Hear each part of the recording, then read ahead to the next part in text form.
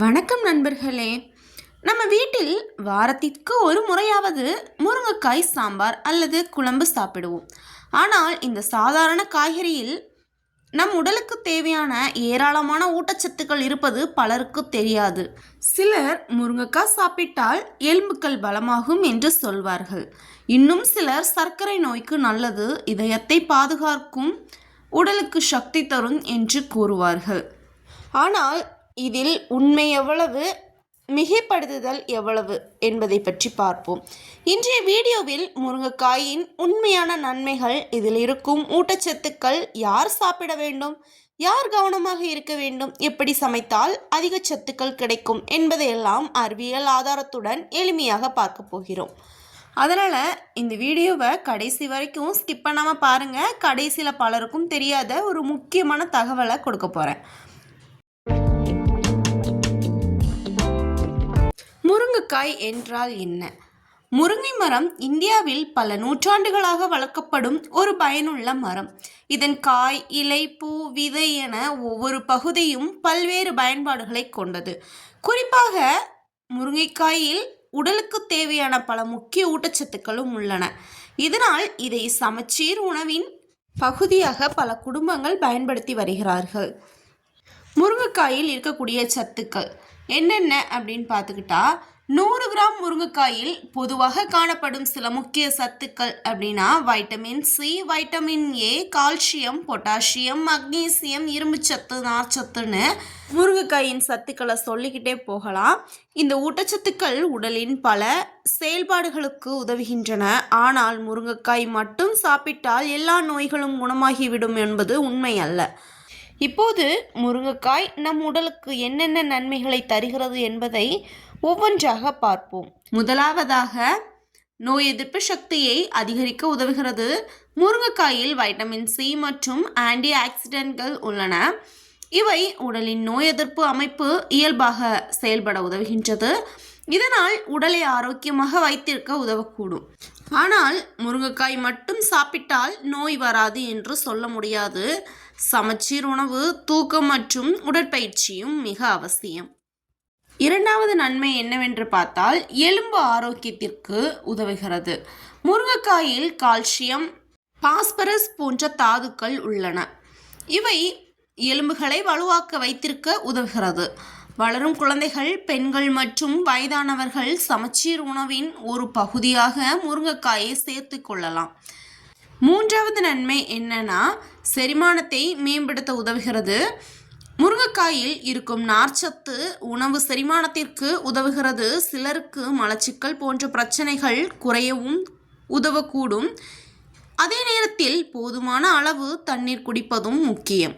இதய ஆரோக்கியத்தை அதிகரிக்கும். முருங்கைக்காயில் உள்ள நார்ச்சத்து மற்றும் தாவர சத்துக்கள் ஆரோக்கியமான உணவு முறையுடன் சேர்த்து இதய ஆரோக்கியத்தை ஆதரிக்க உதவலாம். ஆனால் இது இதய நோய்க்கான மருந்து அல்ல என்பதை நினைவில் கொள்ள வேண்டும். ஐந்தாவது நன்மை என்னன்னா, கண் மற்றும் சரும ஆரோக்கியம். வைட்டமின் ஏ கண்களின் இயல்பான செயல்பாட்டிற்கு முக்கியமான சத்து. மேலும் ஆன்டி ஆக்சிடென்ட்கள் உடலின் செல்களை பாதுகாக்க உதவுகிறது. இதனால் சரும ஆரோக்கியத்திற்கும் ஆதரவாக இருக்கலாம்.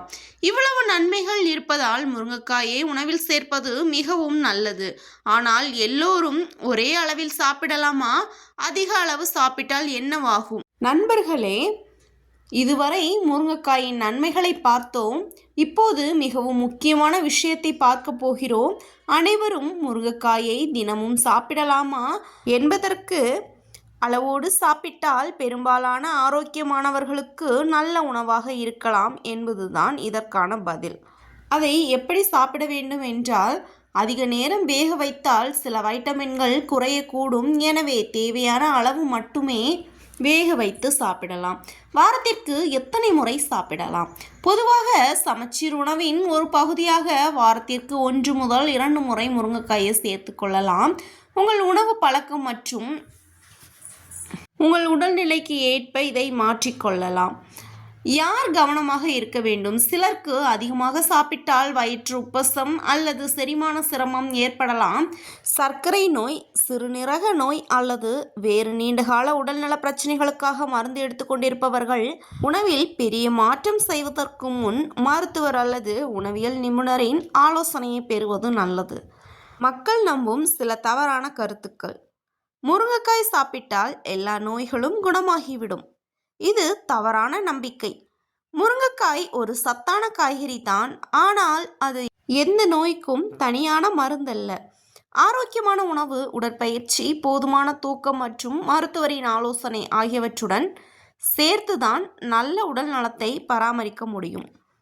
நண்பர்களே, இதுவரை முருங்கைக்காயின் சத்துக்கள், நன்மைகள், யார் சாப்பிடலாம், யார் கவனமாக இருக்க வேண்டும் என்பதை பார்த்தோம். இப்போது ஒரு முக்கியமான விஷயத்தை நினைவில் வைத்துக் கொள்ளுங்கள். இன்றைய காலத்தில் சமூக வலைதளங்களில் பல உணவுகளை பற்றி இதை சாப்பிட்டால் எல்லா நோய்களும் சரியாகிவிடும் என்ற தகவல் அதிகமாக பரவி வருகின்றது. ஆனால் உண்மை என்னவென்றால், ஒரே ஒரு உணவுப் பொருள் மட்டும் எந்த நோயையும் முழுமையாக குணப்படுத்த முடியாது. முருங்கைக்காய் ஒரு சத்தான காய்கறி. இதில் வைட்டமின்கள், தாதுக்கள், நார்ச்சத்து போன்ற பல நல்ல ஊட்டச்சத்துக்கள் உள்ளன. இதனால் சமச்சீர் உணவின் ஒரு பகுதியாக இதை சேர்த்து கொள்வது உடல் நலத்திற்கு உதவக்கூடும். ஆனால் அதோடு சேர்த்து தினமும் போதுமான தண்ணீர் குடிப்பது, காய்கறிகள் மற்றும் பழங்களை சாப்பிடுவது, உடற்பயிற்சி செய்வது, நல்ல தூக்கம் பெறுவது ஆகியவையும் ஆரோக்கியத்திற்கு மிகவும் முக்கியம். உங்களுக்கு ஏற்கனவே சர்க்கரை நோய், உயர் இரத்த அழுத்தம் அல்லது வேறு நீண்டகால உடல்நல பிரச்சனைகள் இருந்தால் மருத்துவரின் ஆலோசனையை பின்பற்றுவதே சிறந்தது. இந்த வீடியோ உங்களுக்கு பயனுள்ளதாக இருந்தால் ஒரு லைக் செய்யுங்கள். உங்கள் ஃப்ரெண்ட்ஸ் அண்ட் ஃபேமிலிக்கும் ஷேர் பண்ணுங்கள். இது போன்ற இயற்கை உணவுகள், ஆரோக்கிய குறிப்புகள் மற்றும் பயனுள்ள தகவல்களை தொடர்ந்து தெரிந்து கொள்ள கர்ஷினி லைஃப் ஸ்டைல் சேனலை சப்ஸ்கிரைப் செய்து பெல்லை அழுத்த மறக்காதீர்கள். உங்களுக்கு அடுத்ததாக எந்த காய்கறி அல்லது இயற்கை உணவை பற்றி தெரிந்து கொள்ள வேண்டும் என்று நினைக்கிறீர்கள்? அதை கமெண்டில் எழுதுங்கள். உங்கள் கருத்தை அடிப்படையாக வைத்து அடுத்த வீடியோவை தயாரிக்கிறேன். நன்றி நண்பர்களே. அடுத்த வீடியோவில் மீண்டும் சந்திப்போம். தேங்க்ஸ் ஃபார் வாட்சிங்.